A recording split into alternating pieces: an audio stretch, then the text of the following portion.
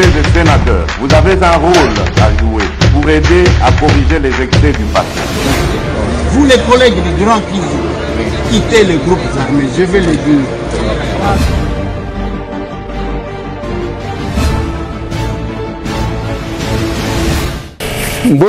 Bote lisusu bandeko nanga bino bandeko oyangai bon week-end bisika bozwami biso pe toza malamu tozali ko réfléchir sur la RDC, notre pays. Mbote na bandeko tu bakolanda biso à travers le monde. Mboka oyo ezayanga ezayayo ezayaye ezaya biso nyonso.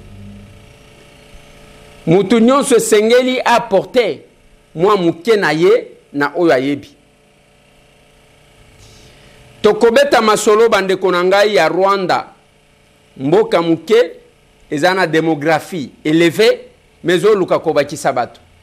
Je salue baoba initié pétition o bazali ko signer ngana na moni yango te ndeko moko nda benga kinga libanda ke na wuti ko signer to komiso ki 600 to ko signer yango mais en dehors ya ko signer wana ezami kanda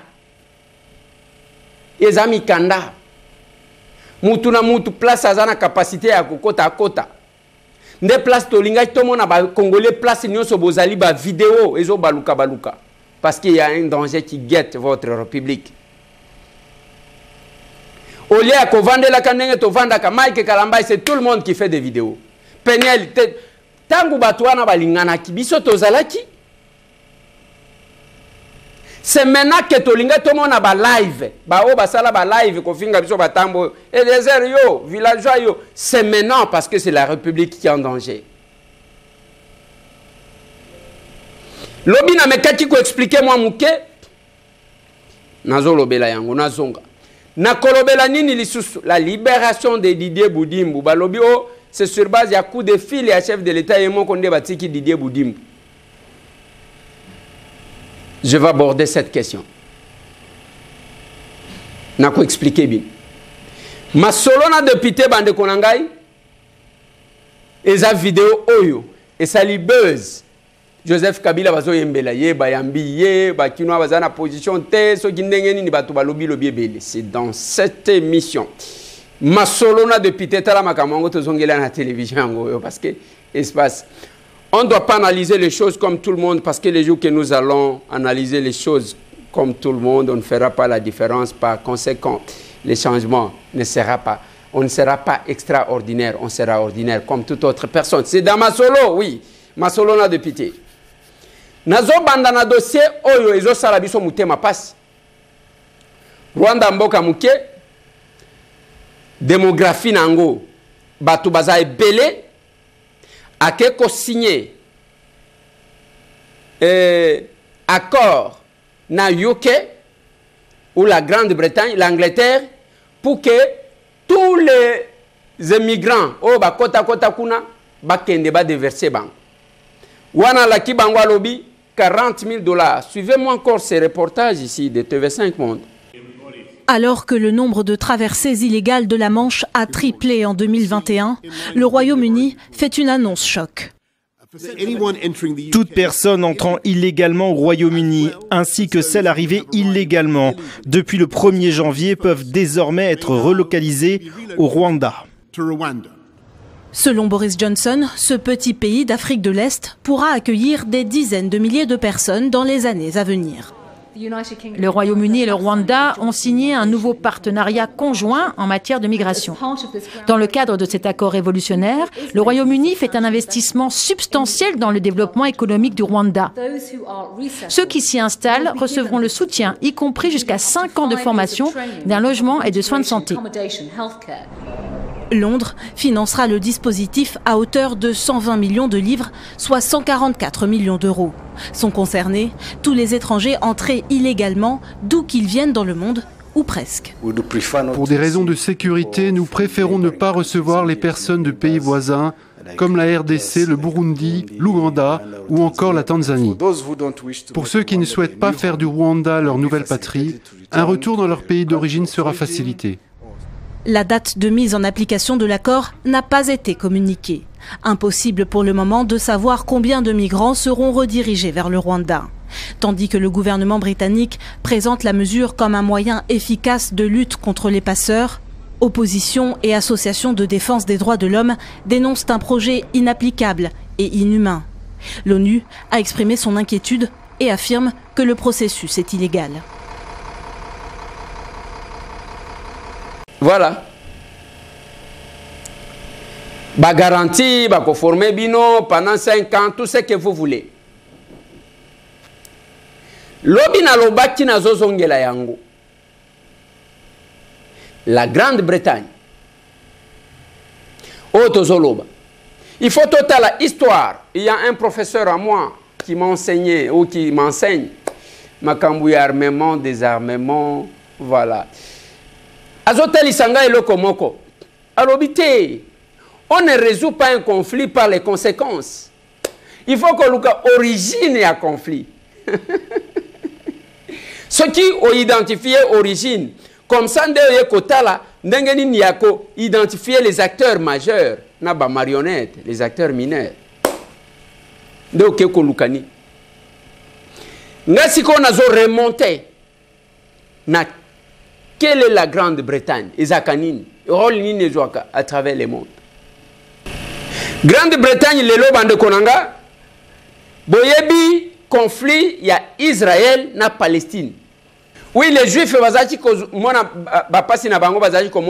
na Europe, bazonyoko la bango tantôt na France, babomoko tumutumo et puis bakekuna makambu na Allemagne, ba moni pasi, ba camp de concentration, ba camp d'extermination, ainsi de suite, tout ce que vous voulez.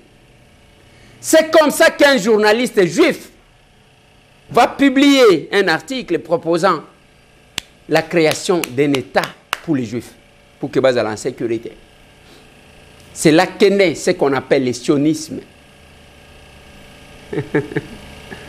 Mais na kati wana idée bimi na lingina lobe la Grande-Bretagne autozana classe te okoloba Eliezer azo exercer biloko azo tanga oui nazo exercer moi muke c'est aussi l'entraînement où est le problème. Bon nazo tanga pona bomba kango nazo tanga pour que na bimisaka yang bino pe bozwaka ngai nazo futa pona kotanga bino bozozwa ngo fele. La Grande-Bretagne a profité. Et à l'époque, c'était l'Empire ottoman des Alaki Kokamba. Grande-Bretagne a vendu à l'obi. Non. A bengi ba sioniste wana ba juif. A l'obité. Bosunganga soki to kwesika l'Empire ottoman. Mbala moko. Ngai na kosale la bino eta. Ba wana tellement que bazaji ko bunda. Ba koti bandim. Aye ko benda. Ba palestinien. À l'obi, bosungangai to renverser l'Empire ottoman. Ce qui te kwesi yango, bino na kopesa bino espace wane kotikala yabi. Les deux camps se sont engagés. Babandi ko bundisa, ba renverser l'Empire ottoman. En 1949, si je ne m'abuse pas, baye ko kwesa, nani 48 ou 49, baye ko kwesa Empire ottoman. Tango siko baye ko kwesa yango, si quoi au kopesa mabelango au kopesa nani le komoko au promettre batumi bali ezalo kona na téléphone ngayo na lobimbo yo soki osunyinga na kopesa téléphone na la kyango batumi bali finalement na okata ngo katikati na suka aye kotala amoni ezo simba lisusu te azui plan a sundole liango les Nations Unies. C'est les Nations Unies qui vont reconnaître à Israël, qui vont reconnaître Israël comme un État. Aux Juifs, un État d'Israël. Si le conflit est là, les Palestiniens ont revendiqué le droit des premiers occupants. Bisonde to vanda kuna liboso, bisonde to yakuna, et d'ailleurs les Juifs ont travaillé dans l'Empire ottoman. Pendant que les Juifs, biso double reconnaissance, parce que ce que l'on dit, ce n'est pas les conflits, les conflits religieux qui ne peuvent pas cohabiter, non. Wana bachacha onka pona émotiver mutu. Omoni soki otie mutu motivation ya makambo lo sambo nzamba lingi boy. Même kokufa. Yango bozo mona ba conflit religieux za blague. En réalité, c'est le conflit d'espace, le conflit de terre. Asundoli. Les lobans de Konanga, j'ai suivi sur RFI hier. Bazo benga, bazo loba, le macronisme. Macronisme ezani balobi. Moto abangi sakaka sala keloko mokote. Umoni yo Poutine yo sojo simbi Ukraine okomona. Après anyanya wanyanya o balobi pananga. Et c'est la même chose. La Grande-Bretagne est sur la même voie. Balingi bazwa o pesa Rwanda zana mabelete o lobe pesi ba yeba to bele. Bato bazo yeba na nombre te. Et ce qui est allé, allez, kanji partout, fongoli côté moko, la RDC. C'est quelque chose congolais place aux alliés. Toyeba yo nengo sala ka ba vidéo ya buzoba. Toyebi yo pona ko finga yo liela kande mafinga. Ozaka na sonité ya ke okosalir famille na yo eyebana moyen muto a se présenter ki azaka ndeko na yo ezalaka te pona buzoba. Nalobi boy. Moyen muto a se présenter ki azan muto a famille na yo ezate pona buzoba. Pendant que ezana bato bazomi bambaka ba kombo bato. Naza mwana Mpolo Maurice o vérifier mwana Mpolo Maurice te. Aza mwana ndeko Mpolo Maurice. Naza mwana ya Okito o vérifier aza mwana ya Okito te. Aza mwana ya ndeko Okito.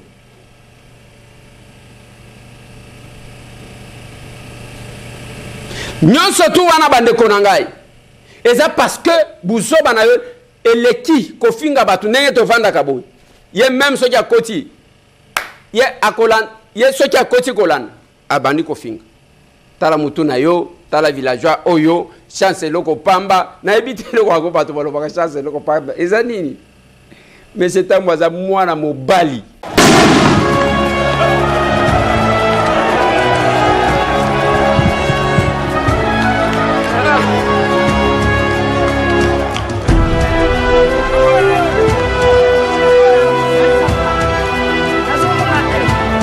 Mutu na mutu a publié pe yaye image ya combat ata na Facebook etondi.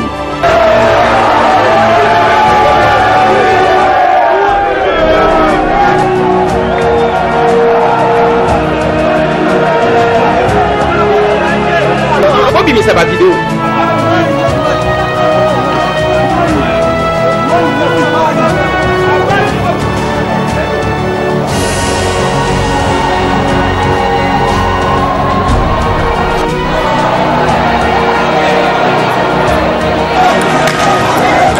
Oui, dans l'équipe à mon combat.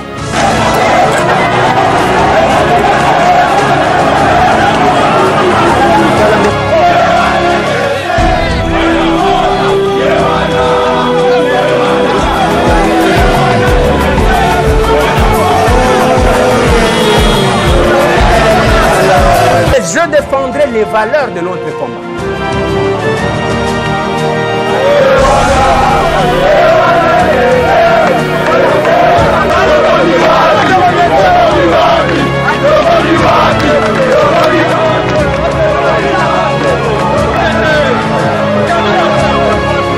Martin Fayulu azotalisa batuke mokolo tokozwa pouvoir to décorer Eliezer. Yo kanisa lobaki na sentiment. Mwana ko lopango Eliezer Tambwe asali makambu mingi pona mboko oyo. Batu oyo toko décorer lobby pona démocratie ya mboka oyo kobima totangaka bakombo ebele bakombo mususu boye ba Eliezer azana kati wana.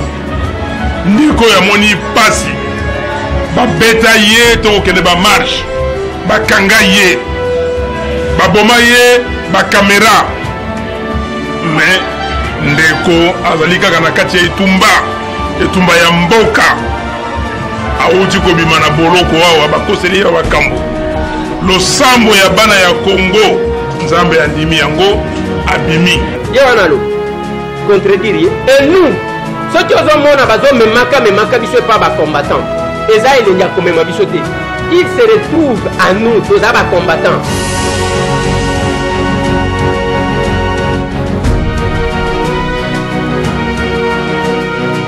Moi, j'ai rencontré les chefs de l'État dans les combats. C'est pourquoi toutes mes photos avec Félix Antoine Tshisekedi Tshilombo, ce n'est pas dans des salons UP. C'est sur terrain. Et moi, Namboka Félix, réaction à chaud par rapport à l'événement et à Sigoyo. Non, réaction à Kanda, évidemment. nauti koyoka ke babeti ndeko moko masasi awa aza na bomoni ye bon il y a que la colère nalingi koloba mingi te je préfère me taire parce que na ba circonstances aboye on a souvent manqué de contrôle alors nalingi te.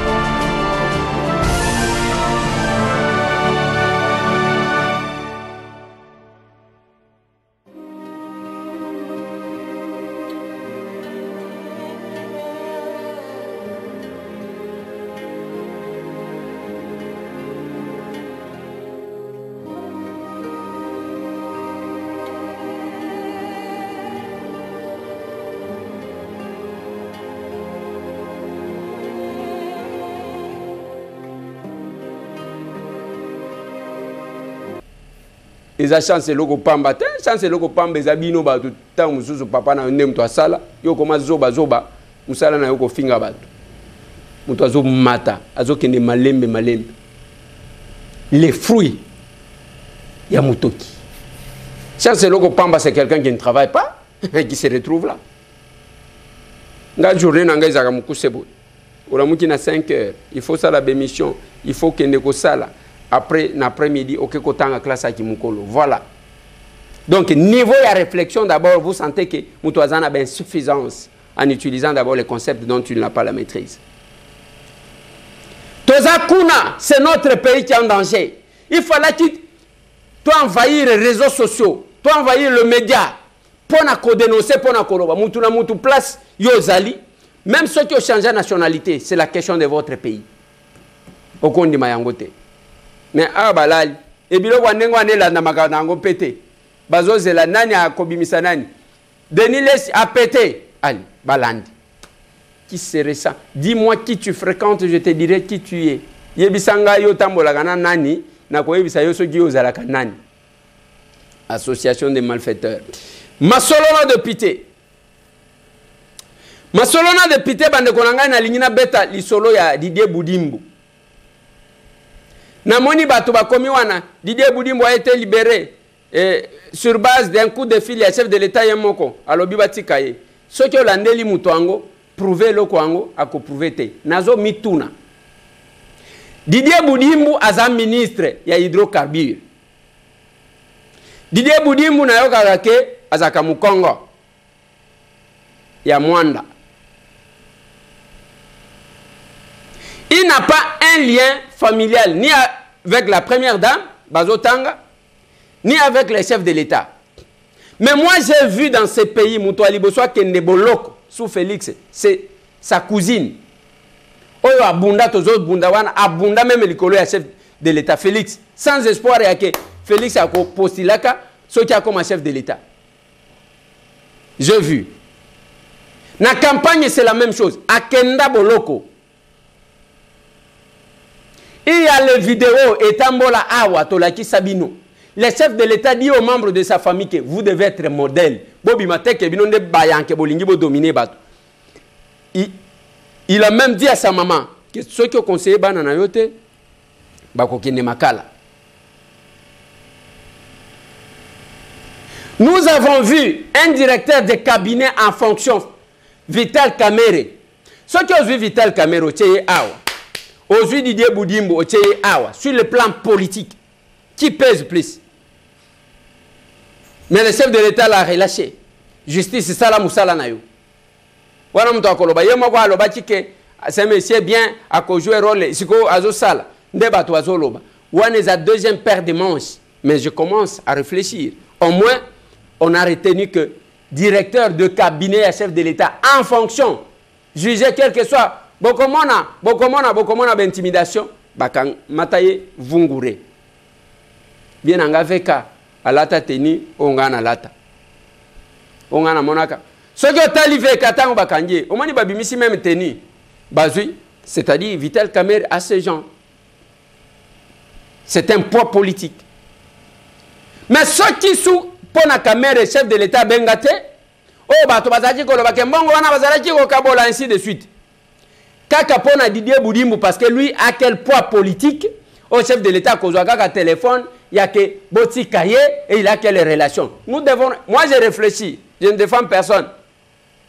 Je réfléchis seulement. Namona un proche, plusieurs proches à chef de l'État qui ne makal ngai. A bengate pona opekis. Kaka pona Didier. Le vieux François Beya qui est aujourd'hui en prison, qui a passé autant de temps na Aner. Vous pensez que Azana poids, hein, il y a moindre que Didier Boudimbu, vous pensez? Nabakotanga ozo tozotanga. Ezana livre moko babengi crime et lieu commun. 8e chapitre. Balobi, les policiers arrêtent le délinquant, 2 heures après, il est en liberté.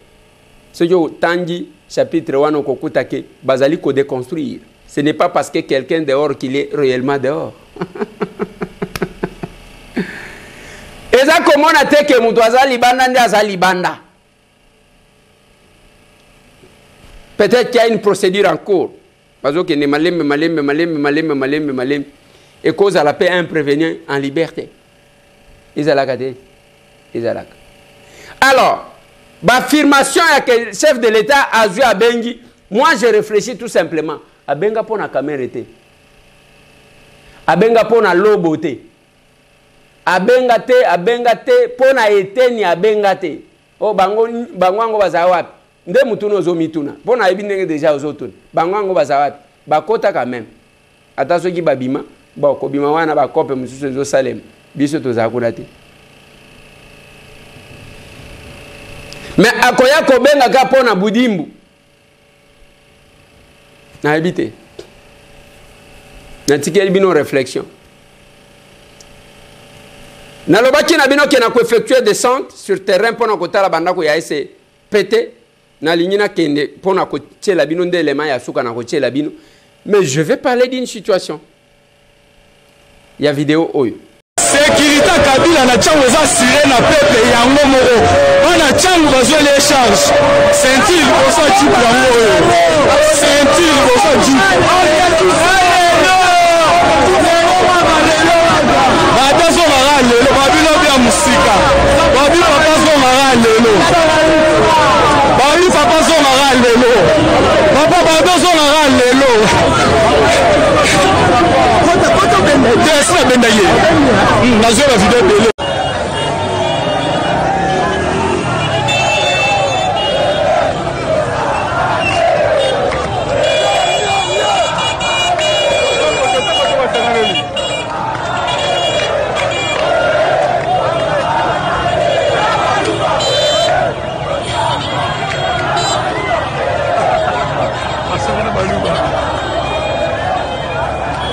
je me rappelle si vous pouvez en faire. Wanini, au sol, m'a bien dit. En direct de machine à gâteau 3.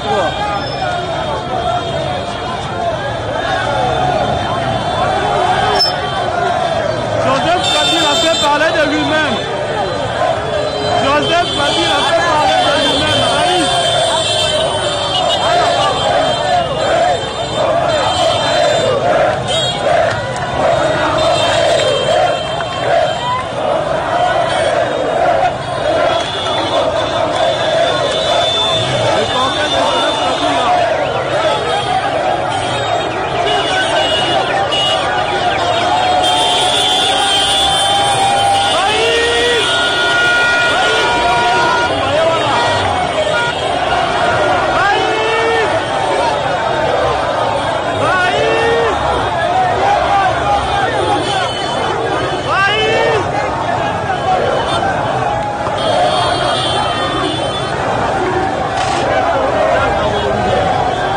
Vidéo wana bouti komona mutu wana bazo yembela komona Joseph Kabila Kabangi Jikaka mutu wana bazo loba na ye eza Jikaka raisi 100%, China Rambo. Eza wapi na changu. Tala batu kotinde langa. Ndeko Eliezer tala, ndeko Eliezer bozo mona shikoyo. Likolo ya pasi batu na lobibo doze. Na pesa bino bilogo mususu. Boye baka bakinoate. Il faut que Banga naza élu à Kinshasa, naza villageois, mais je suis élu de Kinshasa, je connais très bien les Kinois. Ceux qui sont batu oh bako sakate, ils ont Kinois. Kinois ceux qui ont moni ami komisi loko la yuma, azane loko moko alinga benda yo. Ba Kinois ba timba na nenga ko sakanate. Ba moni ya wana, ba lobi tete. Muto ya zwa mbongo ebele. To mona epe kala. Tobeta ye matolo, tobenda mwa muke na oyo azwa na mbongo na biso. Où est le problème? Mukango ebimaki lobite. Ebimaki. Mais tant que vous avez la démarche, et ça ko yemba ya esengote, lelo soki Joseph Kabila aligné mutu parce que yemoko bobo sana, il n'y a pas de magie possible, il y a retour na ye. Nazo mona bato. Non, on a causé avec tel, on a causé avec tel. Lokuta munene, il n'y a pas de magie possible, il y a que Joseph Kabila a se représenté bobo sana. Mais les lois qui aligné mutu, au comment on a na comme ordre poussière à na Kinshasa. Kinshasa bato mbongo bazwaka bavwa malonga te. Boye bisangai. Paul Chilumbu na changu azaki na nini? Ce que je suis Jean-Marc Kabund na Moamba azaki na nini azali ko pesa bato. Ok, Christelle Vwanga na Funa azalaki na nini azali ko kabela bato. Lukunga Debu, Monsieur Tambwe azalaki na nini? Face à bato mbongo, ba Kinois ba ponaka kaka oyo ya bango, les Kinois ne votent pas comme ça. Kinois azalo ko la mwana liboso, amona ka loin, yango moni nyonso ebandaka aw. Mzee Laurent Désiré Kabila lobaka muke wana na changu, bakanga bato lokola ba minzo. Namanduki. Mais tango zomona Kinois pe atimba soki amoni mutu moko boy yango moko boy abandi ko yembele grand prêtre yo le kibango dès qu'au sandi les corbeaux et les renards te au sandi moi muke ali atikeli autant kende na yo zonga na élection bomoni na changu wan Yandré alors gouverneur de la ville 10 000 batu bazo sangisaka bango lokola ba témoin bazakuna abimana combien de voix ceux qui 6 000 voix ceux qui moins de 6 000. L'argent ne répond pas. Bamoni ndeko wana balobi tobeta ye matolo wana zaka kotolé. Il n'y a rien du tout qui va se faire. Qu'est-ce que vous pensez? Vous pensez que bakinois wana bavani kaka boye babosani ke mbona mboka oyo nous avons perdu Chebeya? Namboka oyo nous avons perdu les combattants. Batumba bango boye. Na élection ya Etienne Tshisekedi le 26 novembre 2011 bazo tiré bato à bout portant.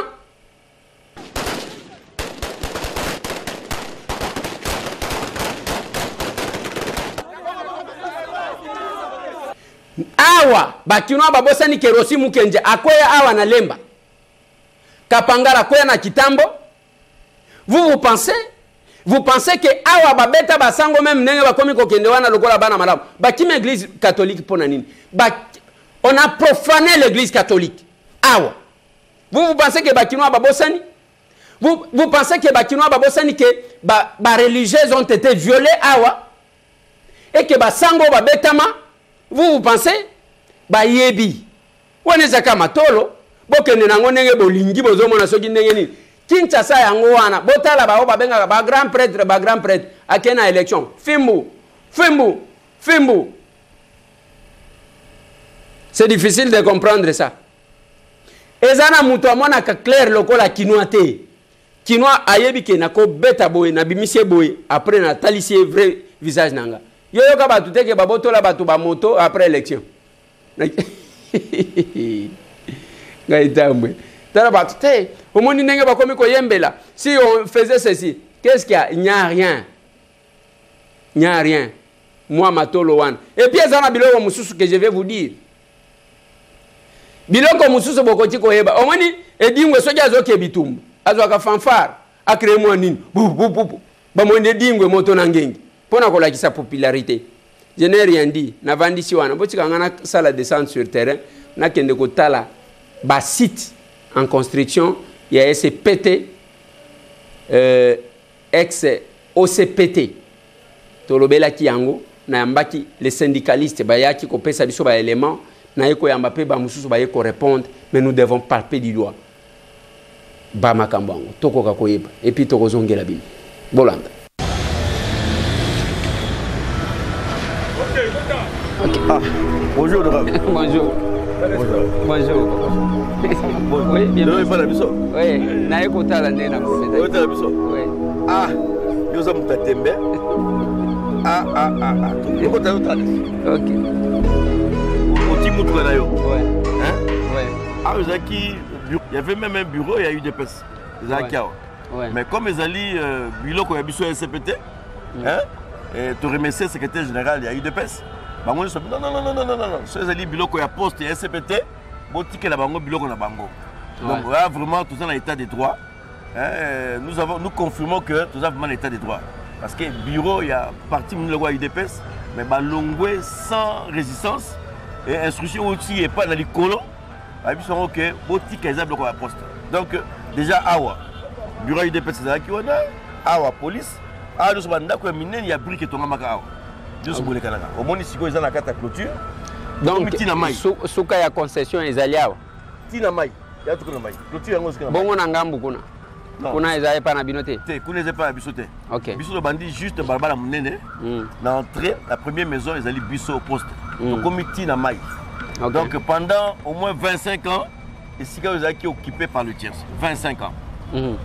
Et puis toujours au lobby Kebozak, il y avait combien de titres ici? 37 titres. Des Bosangisi et Zongi titres moko. J'ai aussi besoin de voir ces titres. Oui, nous sommes européens, ça y est, Mikala Nyonso, Ezali et comme titre moko. Titre moko pour les Sikanyoso Awa.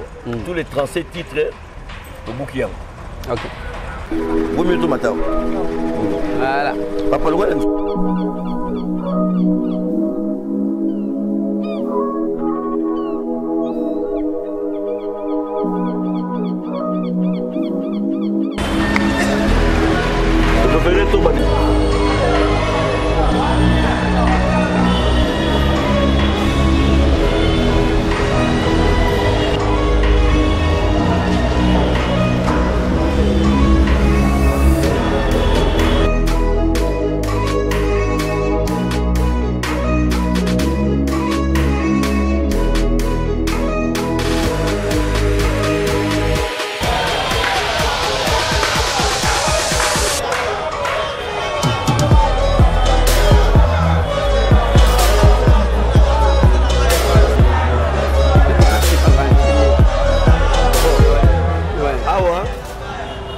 Merci, hein. Ok, on va quel est le mouquet. Pas mouquet. Il faut la mouquet.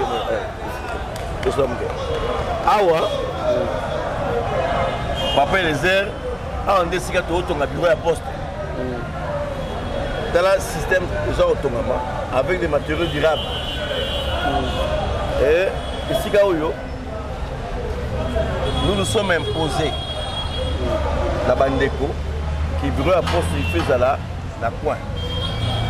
Dans le virage, dans le C2, dans l'avenue Kassabou. Pour que la visibilité à bâtiment est mon. Donc, le commandant Awa Nyonso, il y a ce bureau à poste. Et ce qui est important, le service Nyonso à poste. Dans le cadre de maintenant, il y a un programme, il y a 145 territoires. Le programme, il y a chef de l'État. C'est lui le visionnaire. Nous sommes au niveau SCPT avec le nouveau directeur général Didier Monsete. Tout ça déjà à l'avance. Au lieu de chercher l'argent, tout que la présidence, tout ça en bongo, après ça son bon pour tout tonga, mais puis tout ça l'imagination. Comme tout ça dans l'espace, l'équipe a partenaire, tout ça qui est na bango, tout ça financement par na bango pour que tout tonga 145 bureaux dans 145 territoires. Par exemple, Awa, le bureau n'a jamais existé. Pendant 25 ans, ici, on a été occupé par le tiers, de récupérer en gros. D'autres, on a bureau à poste mouné, mais Awa, ici, le service, il y a MS. ekozala awa service ya poste traditionnel ekozala awa service ya poste mobile on programme nyonso ekozala awa direction oyo ngai naza kokamba lelo c'est une nouvelle direction esalemi sika DGI donc babenga yango direction immobilier national ekozala awa donc et puis la nsima tozofungola na kati awa na poste en dehors ya bâtiment ya poste ya monene oyo babelge batonga mposala na entrepôt te ngambo nyonso wana kisisa en dehors ya bâtiment wana tozosala entrepôt moderne esika oyo. Bon, j'ai une question là. Awa olobi ezalaki na les 37 titres eza nani atekaka pour na bazwa espace et aussi quelle est la procédure bino bosalaki pour na batu oh peut-être batekela parce que le titre c'est l'État qui est censé donner les droits de jouissance na batu et puis bosali ndenge ni na ba oyo l'État atekelaki wa. OK, d'abord te remercier ministre des Affaires foncières, ministre Sakombi et puis président de la République qui nous ont accompagnés. Et le ministre nous a même imposé une commission. Il y avait une commission mixte, ministère des Affaires foncières, l'Abisso SCPT. On a eu la commission pour que annuler le titre Nyonso au SCPT. C'est ce que le ministre a fait. Et le ministre a facilité poste SCPT pour que Toko récupérer titre Moko. Donc, ça vraiment bravo pour le ministre des Affaires foncières. C'est grâce à lui qui nous a aidés sérieusement. Et bravo aussi au gouverneur Ngobila qui nous a beaucoup appuyé, beaucoup accompagné parce que tout le monde a vu la Kinshasa. De récupérer beaucoup de choses sans incident. Donc, il nous a vraiment appuyé. Il a instruit le bourgmestre Sakalamo pour qu'il a accompagné ceux qui n'y ait pas d'incident. En ce qui concerne vous poser une question pour la titre, tu veux éviter. Et vous n'avez pas de choses à la qui. Moi, je vais commenter. Je vais vous ce qui nous concerne, tu veux que les alliés et loko oyo, belge, ticket la biso, tu as dit Mikanda avec le schéma Nenge belge tikaki et nous sommes battus grâce à la dynamisme DG Didier Mosete, grâce à Naïende pour récupérer les Sikaol. Ok. Comment la souka?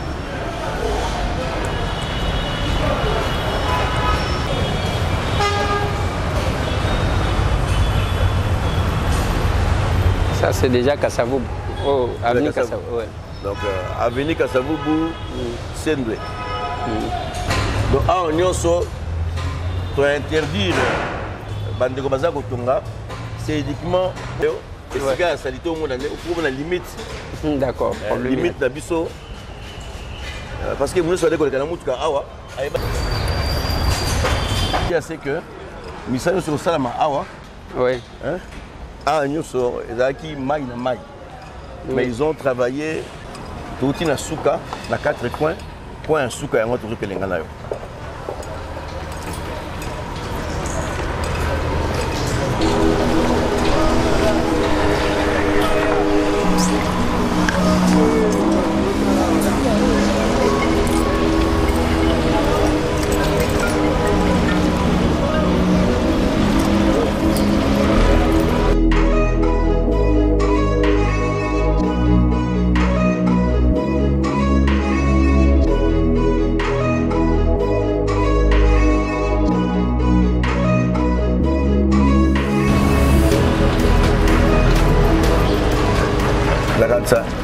D'abord, tu sais pas le parce que yo zamutu atembe. Oza mutu atembe oamba ki biso na émission. Tu émission mais on dit pas qu'il n'a raté. Obi faut ngai na mona. Tu expliquer yo. Oui, tu expliquer on dit pas qu'il a raté. Siko yo moko ya on dit. Ouais. Il fallait que yo ya o mona yo moko.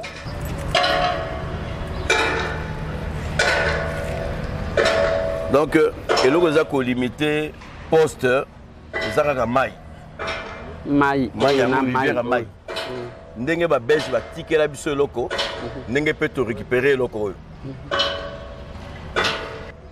Et na CPLI, la délégation syndicale, ndeko représentant, il y a intersyndical. Merci d'abord, un peu son beauté. Au second d'abord, merci pour la Mukanda, pour le Pessibiso, pour l'immobilier Mukanda.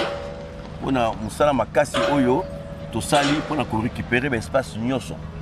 Sous le dynamisme, il y a le directeur général Didier Moussete. Dans moins d'une année, tu récupères Sika Oyo. Bango Bayebi, Massa Sebetama et Sika Oyo, le gouverneur Yakala. Bengana Bango, à côté de moi, on au témoignage. Ndenge Bakimba Bambango, ça fait 15 ans pour les Sika Oyo. Mais bien sûr, tu récupères Ngo, dans moins d'une année. Et au Moniawa, Babèche va tirer la personne de la poste. Maï, rivière. Rivière la Sendwe, rivière la Veni Kassavou. Yango tout zongisi yango. Et là, comme moi, côté ka awa, ezalité. Yo za mutu ya tembe. Tu as ça qui une explication, mais boyaki. Tu expliques que tu bandi misala on dit mina ote.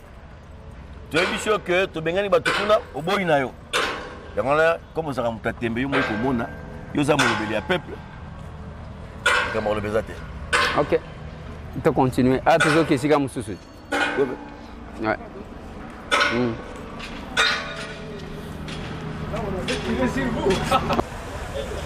Combien? T'es lassé. Vous avez combien de mètres de profondeur? 4 mètres. Ici, à côté de l'Irève. 4 mètres. Oui, ici c'est 2 mètres, 2 mètres, 2,5. Ok, qu'on a 4 mètres. Oui, 4 mètres. En bas de l'eau d'Irève. Ok, 4 mètres.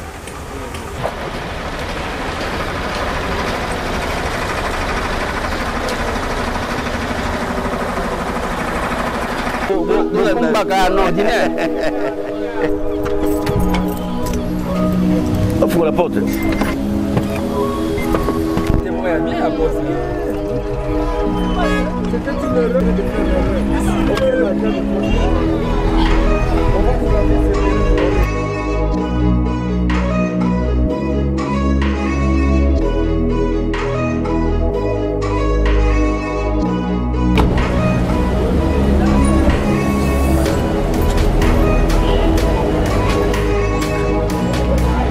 toza na bombe tolobaki ya croisement ya au commandement yango oyo eza IEC IEC yango yo oyebi Kinshasa kolekanga parce que yo ozalaki eli oyebi Kinshasa malamu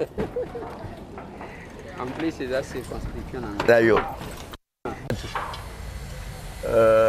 papa eleze moto nyonso ayebi soki ozongo na IEC mpona kokota na batima awa awa nyonso entrée ezalaki te eyaki batongaki bandako nyonso to awa batongaki bandako ezalaki awa babare ezalaki na kati awa eyaki ya bakolo nango les gens ne payaient même pas toyebai te so ezalaki ya nani esika ozomona na mur awa papa cameraman lakisa kuna tala bamur tala babarre de fer ndenge ebimi ce sont des maisons que nous avons détruites 9 certificats na kati esika oyo sikoyo lelo tokomi na certificat kaka moko awa na liboso nde batima ya poste ezalaki eyaki juste batima ya poste esili mais na opesa certificat soki ezali eta te bato bayaki abimisi certificat donc tokóma ntina nsima donc babe na biso babi ke poste soki kaka na liboso tobi te poste tokóma ntina nsima preuve yango yango omoni tobuki bandako nyonso et dans un premier temps totiki d'abord ndako wana ok bonjour tata omoni construction immeuble toza kosala et tu as imposé toujours bapartenaire na biso na se eza ba bureau ya poste bureau ya poste moderne ya kin 10 comme au commandement jusqu'à toza kotonga bureau ya poste et bureau ya poste il faisait un croisement à 2 avenues donc balabala oyo ya monene na balabala oyo ebimi ntina 24 donc c'est comme ça que nous imposons à nos partenaires. Et dans l'Icolo, tu as imposé Bango une salle de conférence. Donc partout, et si tu as un bureau à poste, dans le cadre du programme, il y a 145 territoires, 145 bureaux, nous avons ça là. Sur le plan administratif, nous avons coordonné sur le terrain. Le programme, il y a 145 réhabilitation à bureau. Donc, parce qu'ils ont la direction DG Immobilier. Donc, je maîtrise très bien cette histoire. Et le DG Didier Mosseté, avec maman DGA, maman Chantal, Baza Kolanda, de très près, nous sommes allés à la loupe. Donc, Nakansake, Nengeyoye, Ogope Sabango Longonia, dans Moussala Mounero Baza Kosala. Il y a Kotala, Nagope so maquette, il y a Eloko Nengezali, il y a bâtiment Oyo, Nenge Kokoma. Il y a bijoux, et Sikaoyo, et tout ce qu'on signé même avenant encore pour et Sikaoyo. Donc il y avait un contrat, mais c'est grâce à IGF, Nenge IGF Aye, donc on a pris IGF, de rectifier bâtir Nabiso. Parce qu'au début, pour un temps ça, quand on a Bilokoyo, il faut que tu aies un programme en côté. Tu as juste dans l'action, il y a sécurisation, il y a patrimoine, il y a SCPT. Comme tous les victimes, souvent il y a spoliation à travers toute la République. Il y en a tout le monde qui d'abord que tout sécuriser le patrimoine, tout récupérer le patrimoine. Ça c'était le premier combat. Et qui et puis avec précipitation, beaucoup de tout ça, tout ça, tu vas dire bitumba wana. Tant tu vas dire bitumba wana, comme tu la précipitation. Dans la rue Koya pour que tout ça clôture. C'est comme ça que nous avons fait. Tu longues bitumba, tu récupérer, tu vas dire que ça va clôture. Mais après, nous sommes rendus compte que mais les Cambo, tout ça, ça devient beaucoup plus intéressant. Parce que ma partenaire, comme. Vous êtes un madame. Ok. Tu as les gars, tu as contrôlé, tu as besoin de vous êtes un madame. Ouais. Dans la bonne maman, qui a ouvert la maille. N'a pas ça.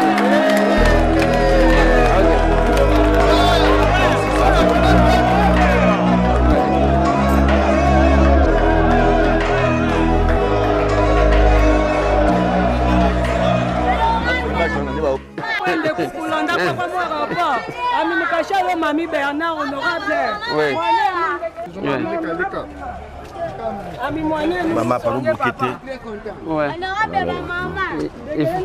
Doula Kakanazo, ticket la ville. Ouais. Ouais. Bonjour. Bonjour. Honorable, bonjour. Bonjour.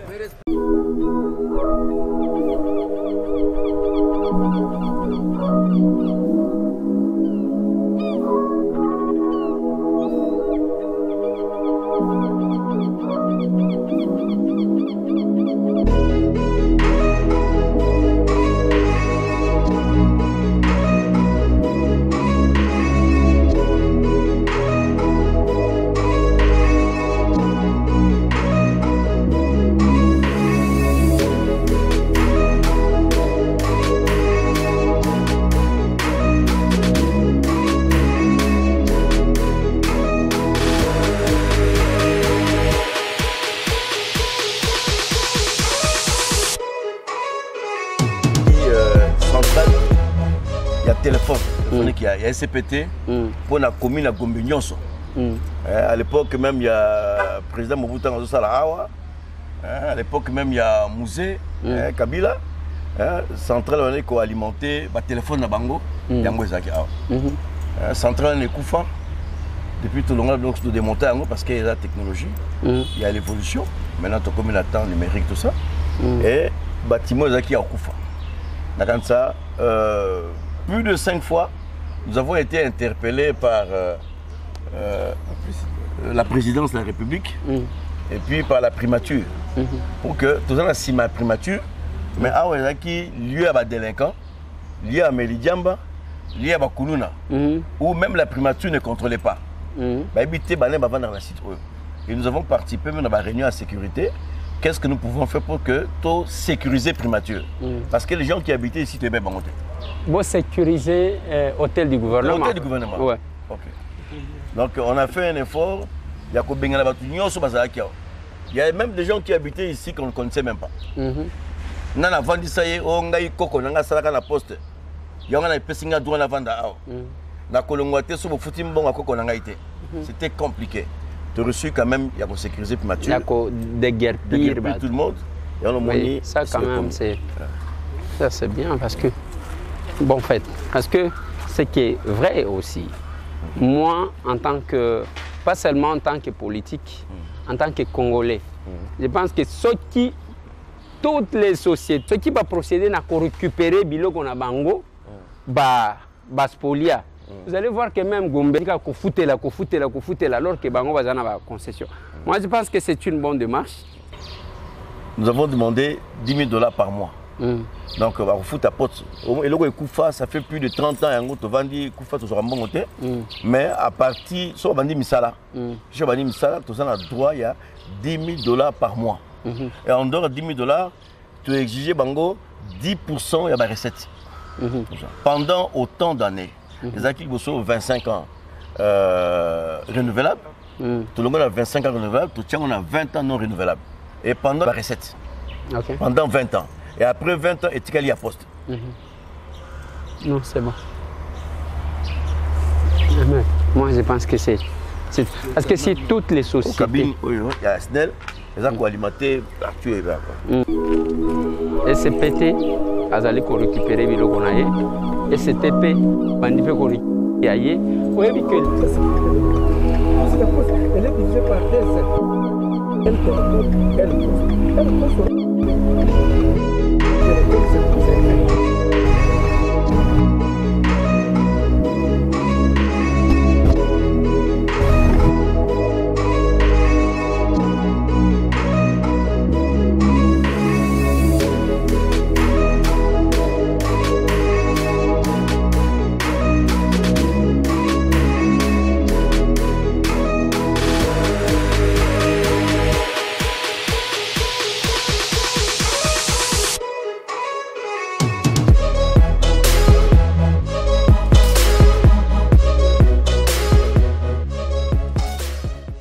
Vous allez rembourser 20 000 $.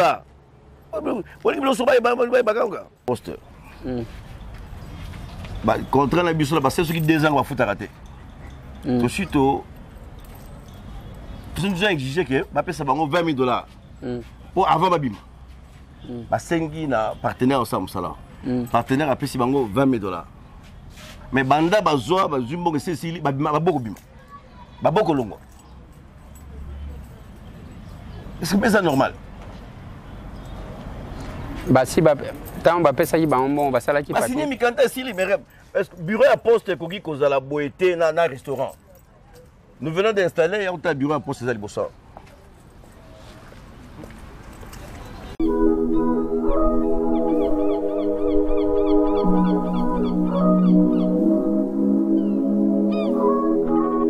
Comme tout ça mis ça na Kati. Ouais. Nous venons maintenant d'installer le bureau de poste provisoire ici. Bonjour. Bonjour maman, ça va? Nous avons climatisé le bureau de poste parce que tout le monde a un bureau de poste était. Il y a tout ça le système à conteneur, tout climatisé pendant que bazou a un bureau de après construction. Après construction. Ceux qui ont couvrir Bangote, dans la mesure où le temps d'installer tout ça, comment les gens n'ont pas su? On les a demandé, ils ont signé le contrat, le document des parties. Oui. Hein? On ne comprend pas, on ne sait pas ce qui te. Là, si ma conteneur est poste, maman. Parce que ce qui bâtit conteneur et qu'on a mis ça, donc il y a eu quand même une autorisation. On ne va pas dire que ça on a boutou. Quelqu'un quand même qui les a autorisés de mettre ça. Alors c'est cette personne-là de Azosala. Parce que même les Tosolo, attaque Yankango, Moutakoya Kakaboye a placé Biloko à Bani pour monter le ventilateur. Qui ça? Oui. On avait un contrat. Un tel intérieur. Lorsqu'on nous a dit qu'on va construire, je ne sais pas. On est quitté de l'intérieur, on est sorti juste. Monsieur, ici. vous avez dit le contrat à l'intérieur, vous n'avez pas un contrat à l'intérieur. Vous avez un contrat à l'extérieur. La vérité, s'il vous plaît. Vous avez seulement un contrat à l'extérieur. Mais maintenant, on vous a demandé à l'intérieur, vous avez construit sans autorisation. Et à l'intérieur, du fait que vous avez fait pression, hein, le blanc était dans le projet de faiblesse. 20 000 $. Dès que le débit, mais la place poste est place bâti posté. Et donc ils allaient 8 ans. Pour place là, dis-moi. Vous avez un contrat à 4. Contrat 4 en gros, ça là. Vous avez un contrat, monsieur. Oh, monsieur. Oh, il va pas l'état fait 8 ans. Ils allaient libanda. Lorsque va bi poste, je vais boire coco. Si comme bongo 20 000 $, pourquoi? Vous avez un contrat à 4. C'est moi le directeur. Contrat est athée. Et monsieur, vous avez construit sans autorisation. Il faut éviter ça. Oh, monsieur, vous quittez dès maintenant, vous quittez. Maman, lundi, bah ça la terre.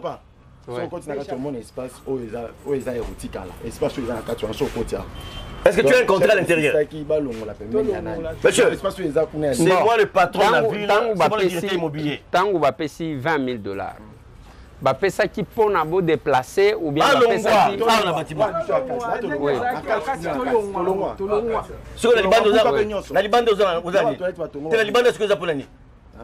On vous a demandé, monsieur, s'il vous plaît, c'est moi le patron immobilier pour la ville de Kinshasa et c'est moi le patron numéro 1 national immobilier.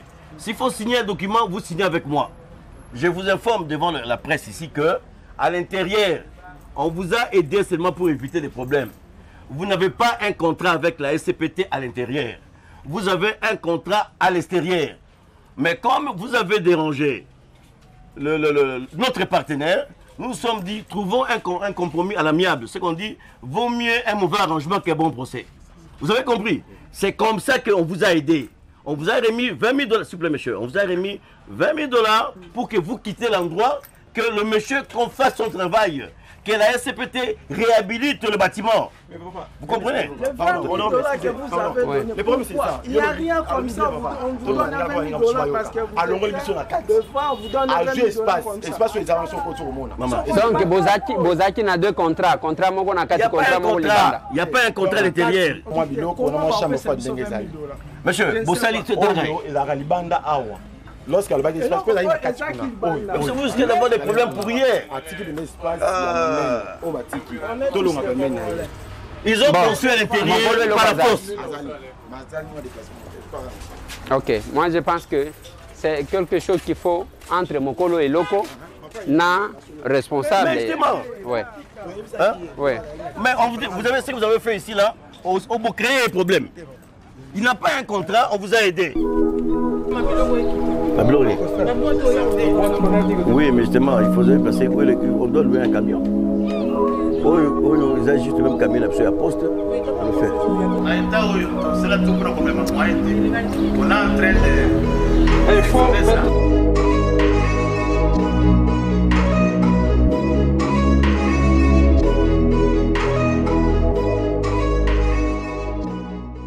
Ndako ya l'État. Et l'espace Auto Sali, nous avons signé un contrat avec le partenaire. Investissement, ils allaient à mettre. Ah, investissement, ils allaient à 20 millions $. Et ça, 20 millions $. Dans un peu sérieux maquette, il m'a l'accessibilité dans la télévision. Il meuble tout ça qu'on tombe. Ah, ouais, c'est KO. Investissement, il y a 20 millions $. Et au début, la précipitation que tout le monde partenaire, nous on avait l'image des Gablo. Donc, le sécurisé d'abord et tout le monde a bloqué tout ça. Nous avons signé au début un contrat de 3 000 $ par mois. 3 000 $ par mois. Mais après, observation IGF, il y en a aussi toujours merci à IGF. Tu as signé maintenant à Véna, tu as dit bango de 3 000 à 10 000 $. Et tu as encore clause de Moussoussou. Oh, il y a 10% que tu exiges pendant le 20 ans, contraire à qui a 25 ans renouvelable. Ce qui est commis 20 ans renouvelable. Entre-temps, chaque fin du mois, dans revenu la bango, ils doivent donner 10% à recette. 20 ans renouvelable ou non renouvelable? 20 ans non renouvelable. Ok. Maintenant, la question que je pose. Parce que je connais un peu la situation à Bilo. On a salle na poste, mais on a quand même Naya Kotala, il y avait un papa là. Alors, que c'est aujourd'hui que j'apprends qu'il y a Chakouf. Que Isika il avait des explications. Tout et tout. Je connais un peu la situation. Mais maintenant, aux Olobake, à Koufi, il y a un titre humanitaire. Mais mais quel sera le sort de celui qui a acheté? Parce que déjà, Bino Boborne Bosuki Awa. Donc vous avez reconnu que et espace à poste, ils ont des documents toujours au niveau à cadastre, toujours des documents partout. Qui est pas là-bas? Nous aussi des documents là-bas. Il y a des terrains là-bas poste. Ok. Mais maintenant, ceux qui achètent là-bas sont au courant de l'existence de ce titre. Ils sont au courant de tout. Et ce que nous demandons, Nabino Presse, au signe du gouvernement, bo appuyer toujours et bitumba bundati zo bunda bitumba et bozana biso elongo pour que to ko récupérer patrimoine à l'état parce que ça nganda côté ça DG mon CTT et ça à l'état l'état congolais il y a une délégation syndicale ba téléméli Kamboyo ba on est bazali ensemble na biso délégation générale pour que tout récupérer patrimoine à l'état. Moi-même, je suis d'accord pour la récupération du patrimoine à l'État parce que finalement, on va commencer à tout vendre. Un jour, au même stade de martyrs recueillis, parler du peuple recueilli. Je suis pour la récupération, Yanini, mais ça, les manami Beko, Nenge Sengeli, mais ça, les manaki enquêtés. C'est tout ce que je peux dire. Mais déjà, Libanda Oyo, Bandeko Baza Libanda Oyo, qui explication, Bazo Pesa. Apparemment, c'est comme s'il y a eu deux contrats. Même temps, on va jouer là qui va au et puis, tout une question. Si vous avez un contrat, vous pouvez 20 000 pour l'année. Donc, ils ont déjà les locaux, au binomo que Sengeli, et la procédure à suivre pour arriver à Biloko, pour éviter que les choses aient sens. Parce que la résistance, au bazo manifester déjà dans Maloba, c'est quelque chose. C'est des comiques du militarisme. Parce que, je vous confirme que nous avons opté, ce qu'on dit, vaut mieux un mauvais arrangement qu'un bon procès. Donc, ils ont signé le contrat avec la SCPT uniquement pour l'extérieur. Ce qui même toqué bon la justice, ben on a une option, il n'y a pas mon compte, pas déjà que tout le monde la justice. Mais comme partenaire, non, de négocier avec ces gens, ils veulent quoi? Mais bon, on a négocié avec eux, ils ont demandé 20 000 $. Pour que, ok, prenez votre 20 000 $, partez. La Libanda, il faut pas kende, la carte, il faut pas kende. Mais comme toujours, on ne sait pas qu'est-ce qui se passe. Les âmes en mingi.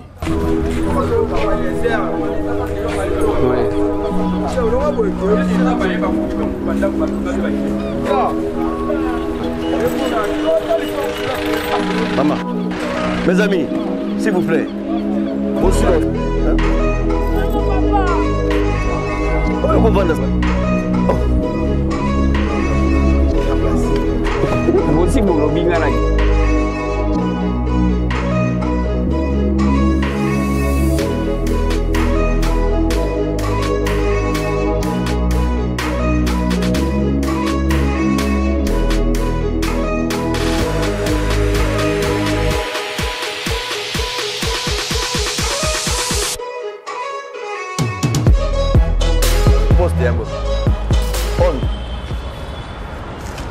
On. Yangwa. Au moins, c'est qu'on a RDC à moi.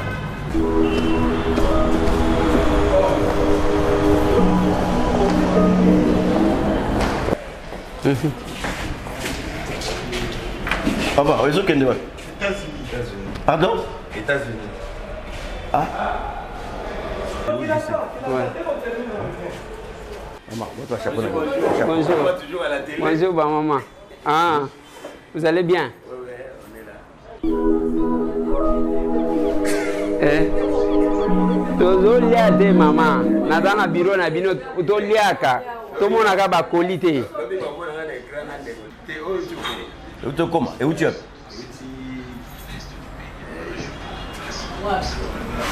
Mima, où tu es Belgique?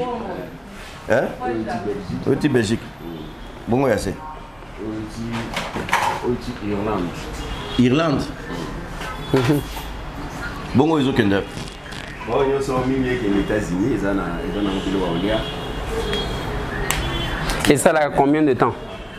Ceux qui m'ont acheté colis? Le temps normal, avant Covid, ça a 10 jours. Pour le moment, nous avons un temps pour nous discuter avec l'avion, de comment la destination. 11 jours, plus de 12 jours. Ça va 2 semaines. 2 semaines et commis, ok. C'est bien. Et c'est la même chose dans le sens inverse? Sens inverse, c'est-à-dire, États-Unis, ceux qui battent, bon, et eux dépendent de toujours de la transporteur. Parce que des fois, il y a la direct de ça, la transit. Retard, mais ça, le manière à payer à transit. Surtout, on a 10 abés, ça prend beaucoup de temps. Ah, d'accord. Donc, même et pas dans le système, il y a express et zaraté. Colis Express. Express sur les MS. Mais c'est le qu'on a eu, dans moins d'une semaine, à Zui, colis naïe. Donc les Bruxelles, directement. Donc ceux qui au PCI, l'eau. MS, on a aux États-Unis. Oui, ils ont aux États-Unis, ils alliés partout à travers le monde. Ils en ont combien de pays? À peu près 122 pays. 122 pays. Okay. C'est une direction qu'on a créée pour essayer un peu de sauver la poste, l'image de la poste. C'est ainsi que dans tout le monde, vous allez trouver dans tous les bâtiments là où il y a la poste, vous allez trouver aussi MS. Belle journée.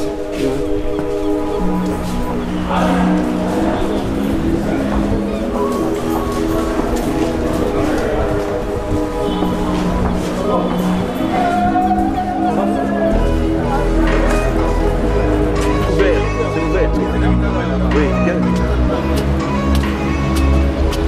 bâtiment ainsi qu'à bâtiment.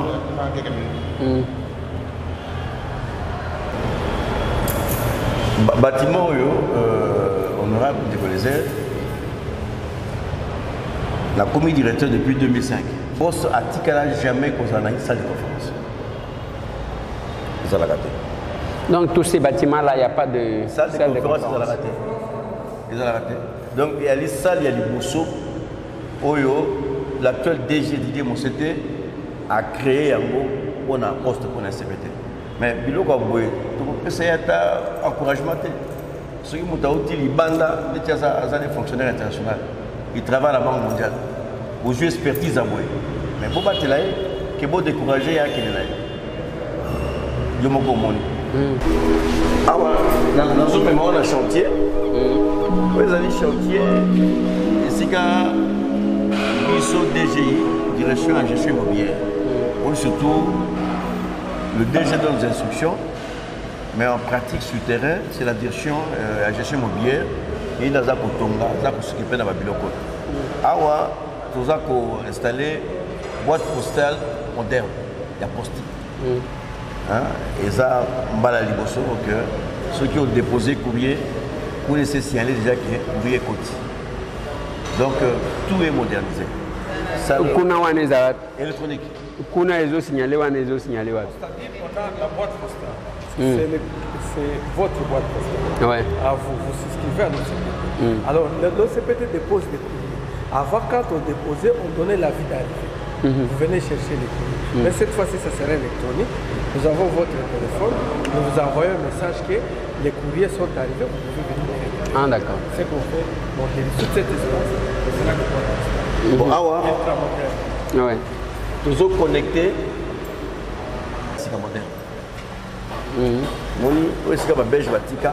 Ah, ok. Ok. Donc, comme il est là comme moi, chose qui n'existait pas avant. Vous avez vu ceux qui me plaisent à ma vie parce que. Hein? Bonjour, maman. Comment vous allez? Bien, merci, maman. Vous soyez le bienvenu chez nous. Merci. Mais maman, directeur provincial, exploitation pour la ville à Kinshasa. Ok. Donc, il y a des patrons à la ville à Kinshasa. Nous avons une boîte postale, poste, télécom, nous sommes pour la ville. Et ça, la mouture, maman. De quoi on ningisa mutu alobi makambozo lobeza yango te. Il y a Aza Kosepela. S'il vous plaît. Oui, comme je suis exploitant de l'État, ce qui va s'allumer, il y a un sokuna, ma commander la hawa.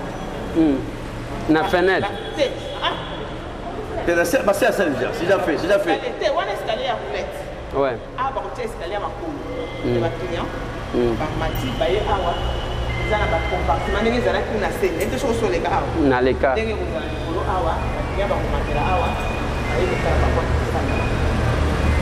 Ouais, problème, Ezakanda côté, hein.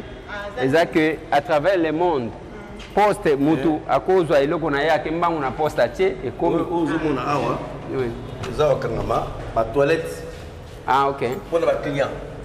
Ok. Donc j'ai souhaité que oui la poste oh non toilette exatée, ma exatée. Sur l'agent en face. Comme directeur en 2005. Oui, la guide directeur. Tango ça les gestion immobilière.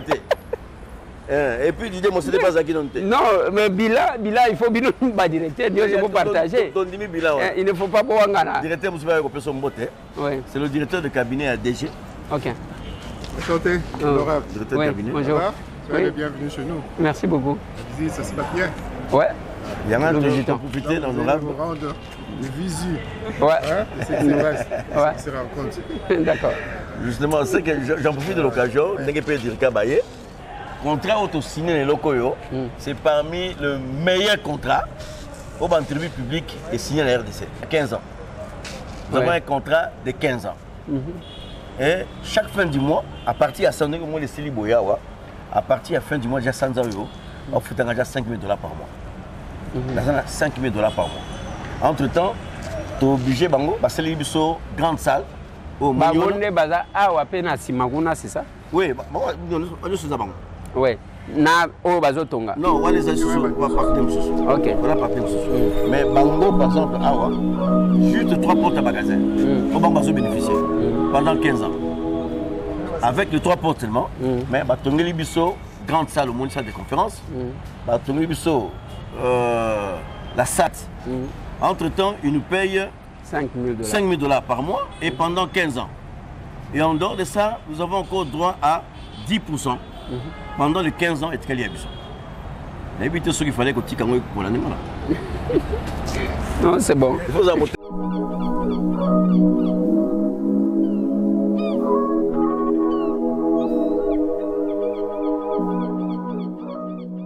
Le technicien a expliqué. Honorable, vous êtes le bienvenu. Lusamba Zate. Lusamba eza esika lusamba comme un bio tovanda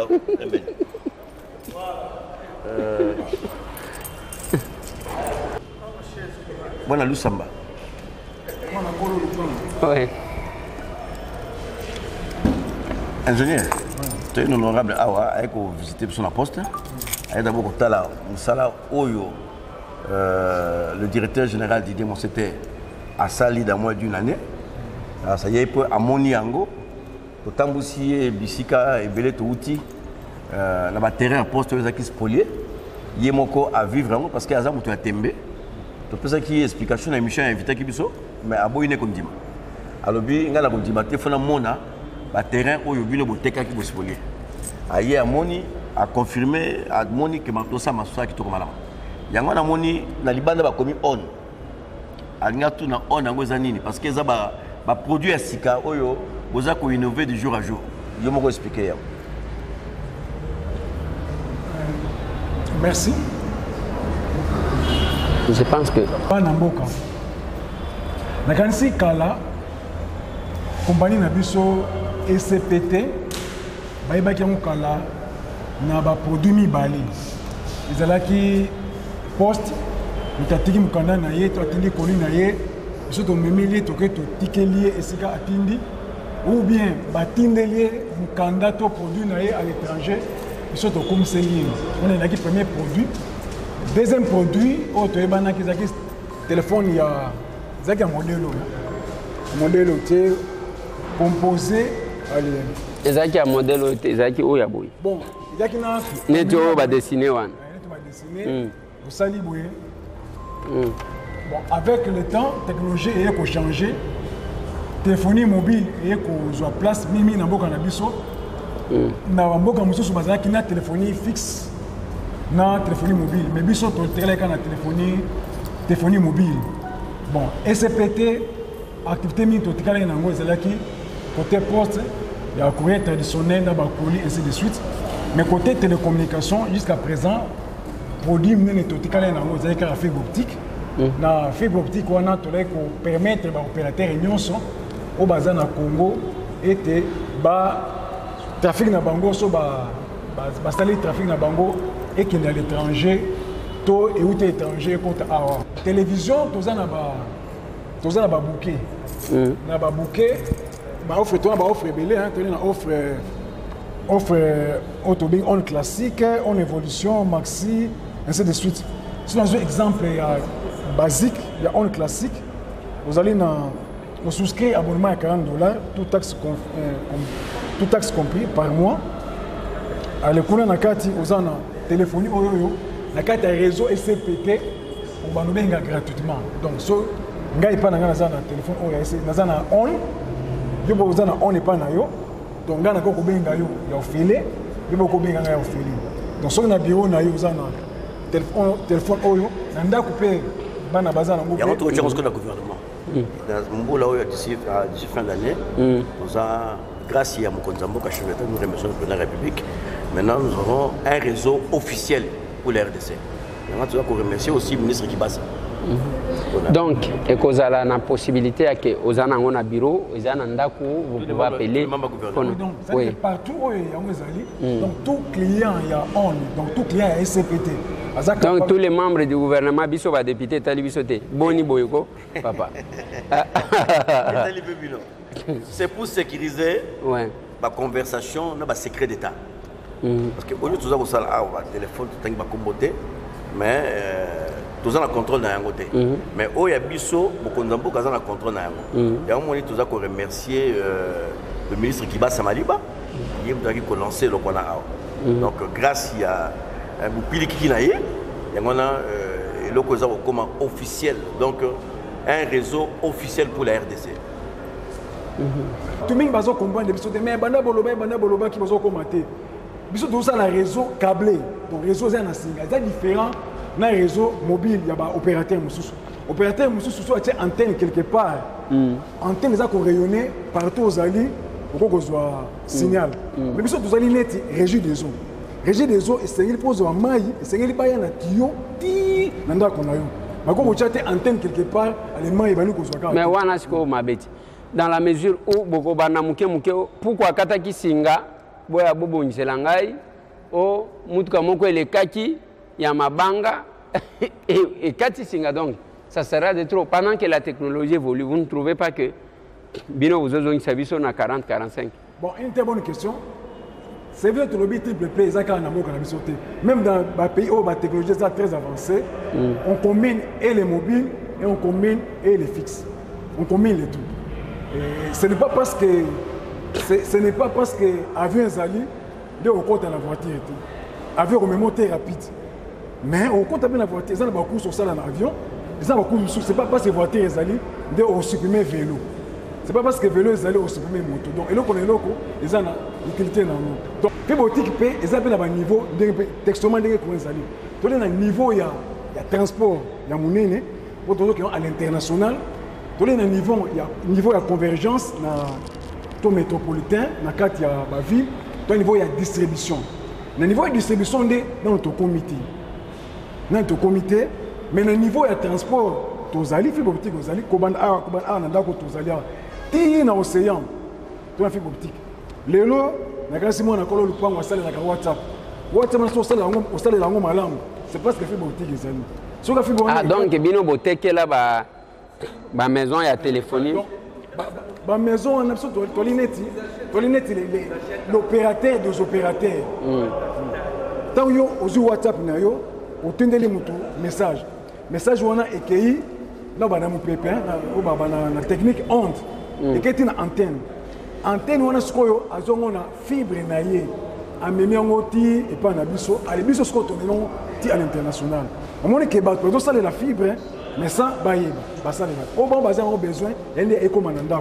Mais indirectement, tout a na WhatsApp na Kinshasa a ça la SCPT a fourni un service. On est tikali, elle est que tout même masco fibre la banda. Les états autour dans mon support les jeunes d'idées Moussete avec accompagnement, il y a ministre de la portefeuille, na accompagnement, il y a ministre de la mission Kibasa et le tout dans le cadre de la politique, il y a dans le cadre il y a politique, où il y a peuple d'abord, où elle est inspirée de Mokozamboka, Félix Antoine Tshisekedi Tshilombo. Bon, merci beaucoup.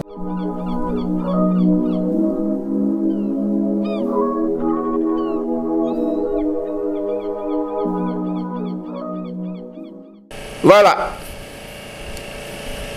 Ezandengwana, tosali, oh musala tosali, toko banda koleka pona ko vérifier. Et puis na koluka na kutana na ye moko DG natala ba titre ango ba titre oya ba concession wana to ko Et je vais revenir avec les contrats. On va réviser parce que Oto Delonsaki, même Oyo, Papa Kamalata, Oyo Ayaki avant à Lobaki. Oui. Yangope, inspecteur général des finances à Lobaki, par recommandation. Bango Balobi, oui, on doit revoir. Ceux qui vont revoir, va signer Yassik. Il faut un tala. Et puis, on a fait Sabino rapport. Bogolanda droit de réponse. Il y a bandeko ya gouverneur ya Okatanga Jacques Kiabula Katwe. Babenga Kibiso. Balobi, nous devons répondre. Et nous ont saisi, nous ont écrit. Tolobi, les droits de réponse, c'est un droit de réponse. Et le droit de réponse est gratuit. Attends un lukuta, beaucoup foutate. Mais Tokolandela, règle et andengeni droit de réponse, c'est ça les macs. Ne vous en faites pas, vous allez les suivre. Lundi, parce que ils ont droit de répondre parce que nous les avons cités. Na sitaki Kiabula. Bon, on a koboya ponani. Na lobaki makambozo le kanakatanga, j'ai fait une analyse. Oui, c'est cette analyse-là. Oui, c'est cette analyse. Debayegozo. Gaïta, mais n'a pas vacciné. Ce qui boye bakanga bakendanga malembe. Et puis la communication passe par la personnalité, mais aussi la crédibilité. C'est ça le problème. Parce que ceux qui ont utilisé Moutou, qui n'a pas de crédibilité ni de personnalité, Akosani, Ayeka Kodindi Sayoti.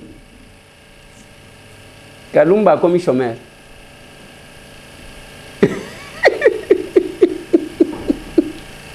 Mode devient comme qu'on diminue. Et puis, quel que soit comme chômeur, à l'unité entourage, Ali Soussou Nalar, Théazan en traité. À l'igna garder vie na ndengwa. Pour que Bamon a Malembe, ti. Akobata côté Kabapia Moutouk. Plus 243, 98, 311, 332. Gana Bino Tomona lobby. Lobby, les dimanche Pascal.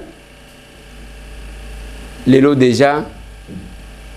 Batu bazana kacha lo sambo to sambe la me to bongo la kape mitem to monani.